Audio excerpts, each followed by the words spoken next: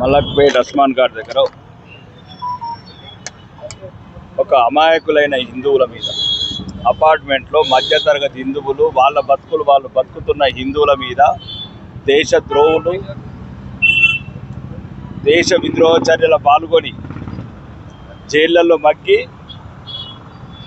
రాజకీయ అండదండలతో బయటికి వచ్చి ఇక్కడ జిహెచ్ఎంసి కొన్ని కట్టడాలు కూలే టైంలో అక్కడ అమాయకమైన హిందువులు ఉన్నారని దౌర్జన్యంగా మొత్తం చంపడానికే ప్రయత్నం చేశారు. మరియు హిందూ ఆడబిడ్డల మీద ఏ రకంగా అయితే పాకిస్తాన్లో చేస్తున్నారో అట్లా దౌర్జన్యాలు చేస్తున్నారు. దీని మీద ఇప్పటికీ పోలీసుల కంప్లైంట్ ఇవ్వడం జరిగింది. ముఖ్యంగా ఇక్కడ ఉన్న వాళ్ళకు కూడా చెప్తున్నాము, ఇక్కడ నుంచి మాత్రం సమాధానాలు మాత్రం తీవ్రంగా ఉంటాయి. హిందువులంతా ఐక్యతగా అయితే ఇంకా కలిసి ఉందామా, చంపుకుందామా, ఇంకా చాలు. హిందువుల ఓపిక నశిస్తున్నది. చట్టము ధర్మము మాకే కాదు, చట్టము న్యాయము మీకు కూడా. మీరు చట్టము న్యాయంగా అనుకూలంగా హైదరాబాద్ ఉండాలనుకుంటూనే ఉండుర్రి. లేకపోతే ఎవరెవరిని ఎట్లా దేశం దాటించాలో దాటిస్తాం.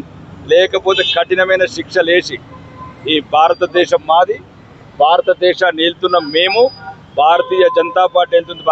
ఒకవేళ ఇక్కడైనా అధికార పార్టీ ముసుగుల లేకపోతే లోపాయికారి ఒప్పందాలతో హిందువుల మీద అగాత్యాలు చేస్తే, హత్యాకాండాలు చేస్తే రాబోయే రోజులలో దానికి 100 रेట్లు हिंदुओं समायत्తం అవుతున్నారు. ईट का जवाब पत्थर से देगा. अभी जो डीसीपी से बात किया, उन्होंने कार्रवाई करेगा बोला, जो न्याय दिलाएगा बोला. जब न्याय दिलाएगा तो उसका बदला ईट का जवाब पत्थर से देगा.